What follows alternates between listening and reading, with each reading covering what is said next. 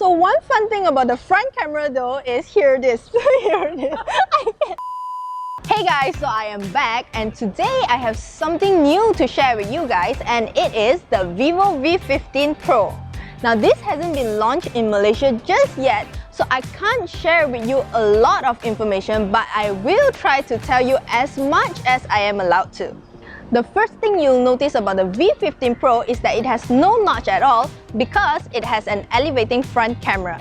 It has very thin bezels, but it has a slightly larger chin, but other than that, it's great. It has nice color, it's vibrant, and I personally love that it has a big screen.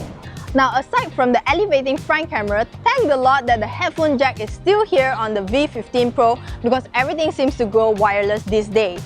Aside from that, there's the volume button, the power button, and you get the micro SD card slot on the other side, which is separated from the dual SIM card tray on the bottom. Now this phone uses a micro USB charging port, and right next to it you'll see the speaker grille. Now on its back, you'll see that the V15 Pro has triple rear cameras, and its back has this gradient-like finish from dark blue to light blue and back to dark blue. And if you actually look at it closely, you actually see lines and waves of pattern that is kind of like the carbon fiber pattern. Besides that, you'll see that there is no fingerprint scanner on the back of this phone because this phone uses in-display fingerprint scanning that allows you to change its animation. Other than that, the front camera also allows you to unlock the phone using your face, whereby when you want to unlock your phone, you can click on the power button and the elevating front camera will pop out. So I've tested out the camera, and personally I really like the 32 megapixel elevating front camera because the pictures taken are actually very pretty and very clear. And thanks to AI beauty, of course, you can look prettier than you usually are in real life. As for the back camera, I actually like the photos taken because it shows a lot of details, and at the same time you can also use this wide angle mode for you to capture more subject in a shot.